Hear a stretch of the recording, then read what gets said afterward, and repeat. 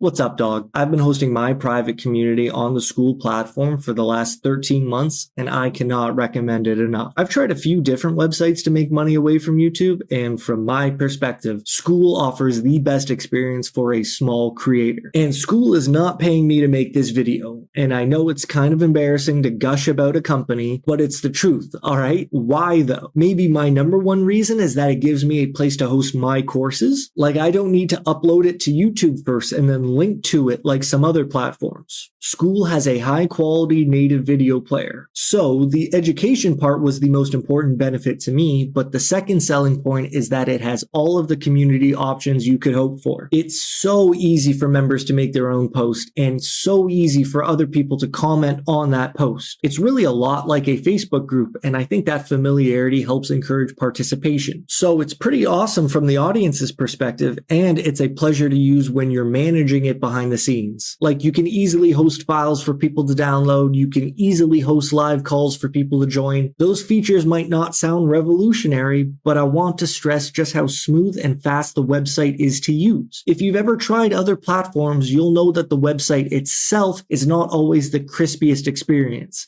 Skool is sick. And then let's talk about money, because that's important, right? So from your perspective, like a group owner, Skool is one of, or actually the number one least expensive platform to run a community on. Like, given all of the features involved, being able to get all of that for 99 bucks a month is pretty crazy. And you can even start with a $9 plan if you want to start small and see what it's like. On that $9 plan, you still get everything I've mentioned so far. You just don't get affiliates or a custom URL. So $9 a month for unlimited video uploads and courses is insane. Like, Skool is a sick platform. I said it once, I'll say it again. Dude, they even pay you weekly. Every Wednesday. So that's kind of cool, right? And then from the audience's perspective, you have lots of different pricing options to choose from. Like, what does the payment look like when someone signs up? You can offer a monthly price, an annual price, a combo of those two. You can create a freemium group with tiers so people can join at no cost, but then there's an option to upgrade after.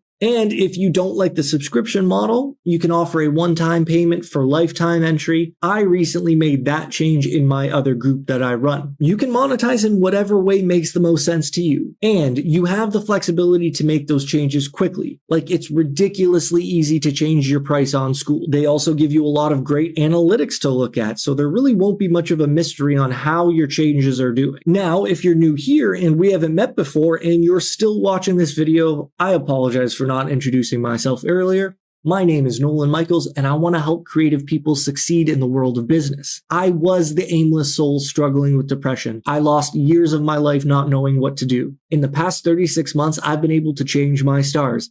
And I believe you can do it too. I believe in you. And this whole channel is going to show you exactly what I've done to pull myself out of poverty. But here's my warning to you. I promise this video in particular isn't really trying to sell you on Skool. I know that might sound silly, but I swear this video is much more of an abstract emphasis on how I think you can succeed.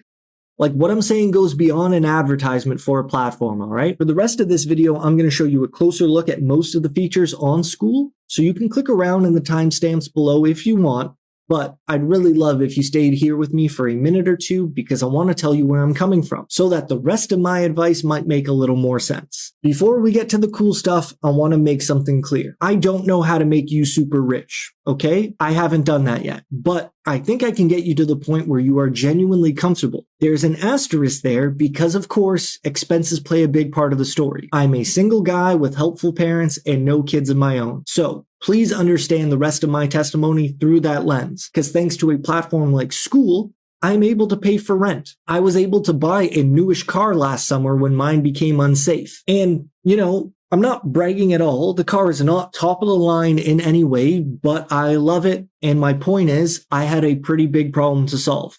And I was actually able to solve it. I was able to solve it because of something like Skool. Before I got on YouTube, I was struggling a lot. And this new feeling of agency that I have is something I didn't know existed. It's fascinating.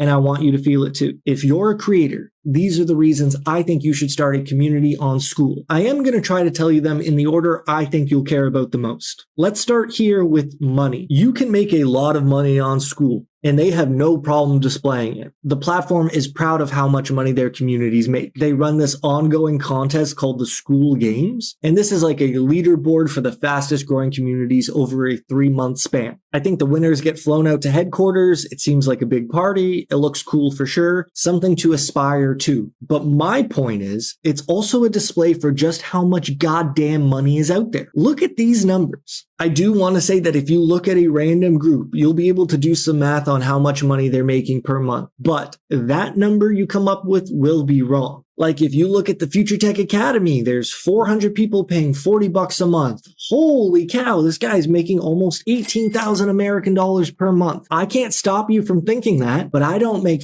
anywhere near that, okay? Not even close. And that's because of how pricing works. It's a cool system, okay? If you join my group for $10 and I raise the price to $20, you'll continue to pay $10 for as long as you stay. The price you pay when you sign up is grandfathered into the future. So as the creator, you're incentivized to continue adding value and raising your prices because existing members do not pay the increase. If you start a community for $1 because you don't know what you're doing and you just want to try it out, I'm thinking you could get a couple of people to sign up for that. Like, why not? But after a couple of months, you start adding more and more value to the community.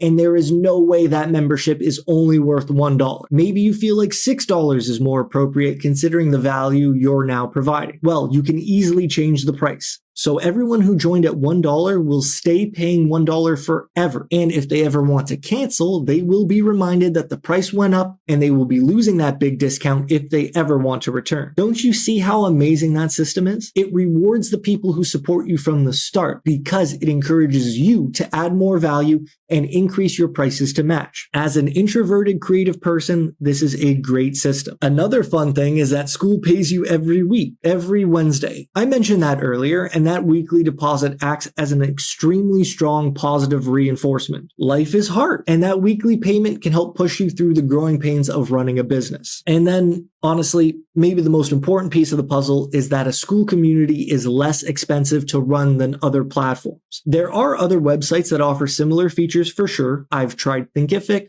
and ThriveCart, and at least between those, Skool is the best. The website itself runs so much better, it's fast, and that's just so important to the user experience. It's more fun for them to use. And I just brought up those two other platforms, Thinkific and ThriveCart. Again, they're just two websites that let you host an online community. And I want to be clear, I like both of those platforms. They're perfectly fine. Thinkific probably offers a better classroom experience, but it's not great on the community side of things. And it can get kind of expensive, like around 400 Canadian a month, which is a lot. That adds up quick. And then ThriveCart kind of sucks at everything, but it has one key advantage. It's a one-time payment. Now that one-time payment is kind of expensive as well. Signing up for ThriveCart sucks, but it's also way cheaper in the long run. Either way, I've tried them and I think it's extremely clear that Skool is the best combo for a solo creative entrepreneur. And there are other reasons beside money that give me such a high conviction. Let's talk about discoverability. Discoverability is the ace up the sleeve for Skool. There's like a homepage where you can browse through and join different groups depending on your interests. This kind of thing is not really available on those other platforms I mentioned. And that's because community is a foundational philosophy of Skool. Users on Skool are actively encouraged to join other groups and expand their knowledge. No matter how niche your offer is, Skool provides a way for you to actually be discovered. You can think of it like searching for genres on Netflix. Whatever your niche is, the platform itself can drive traffic to you.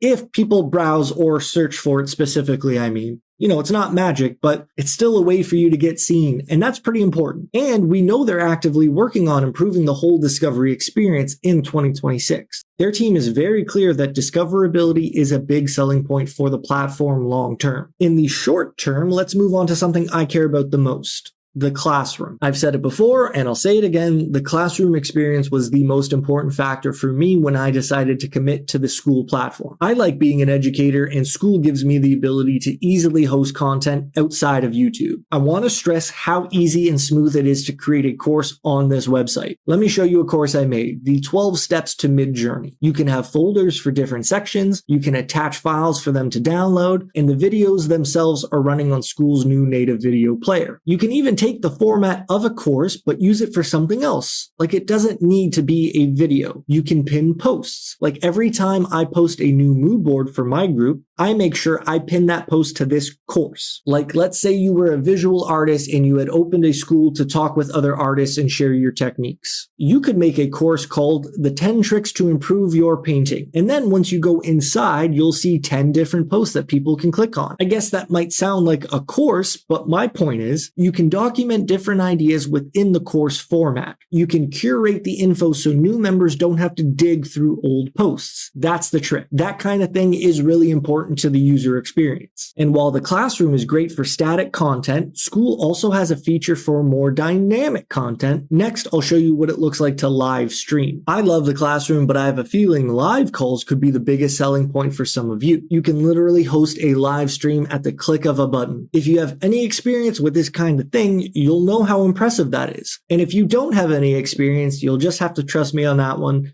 It's pretty sick. Anyways, this is all found under the calendar tab, which is something you can straight up remove as an option if you never plan on using it. I think that's pretty cool. But this calendar is great for planning a live call in the future. As soon as you set the time, you'll see the announcement living on your main page. And if anyone from Skool is watching this, I'd love to see a little RSVP feature, like maybe just a count of how many people are planning to show up. That'd be pretty cool. You can host like a live stream where it's basically just you and the chat, but you can also host a webinar, like a team meeting. It's versatile and again, so easy to do. I think this will be a big deal for a lot of you, especially if your content is personal or interactive in any way. Dude, they even provide you with a recording of your call. You can download it, you can make a post from it, you can take that post and add it to the classroom so that people can find an archive of the events they missed. It's the truth. But what good is a live call without a community to show up for it?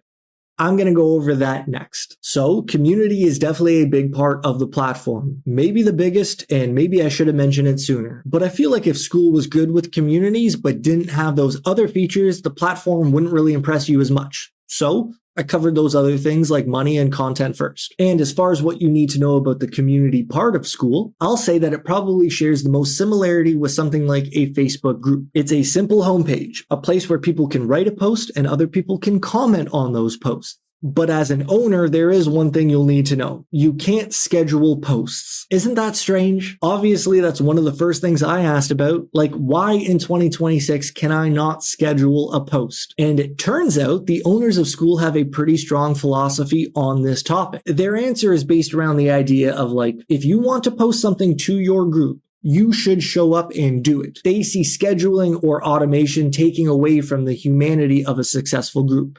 I 100% did not agree with them at first, but living with this restriction for over a year now has changed my mind. It really does keep me more involved and more authentic. It could be Stockholm Syndrome. Either way, if you're considering starting a Skool community, that's something you should definitely know about.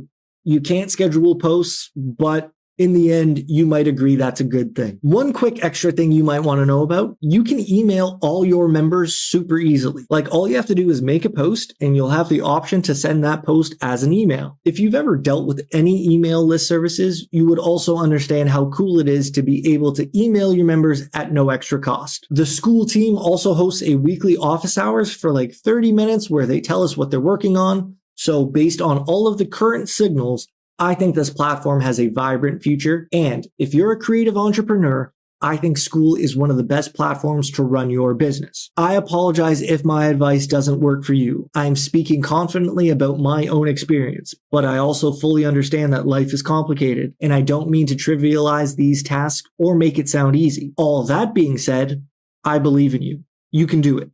Go get it done. If you want some tips to help you out with your Skool community specifically, you should check out this video next. All right, GG's pal. It's good seeing you. Take it easy.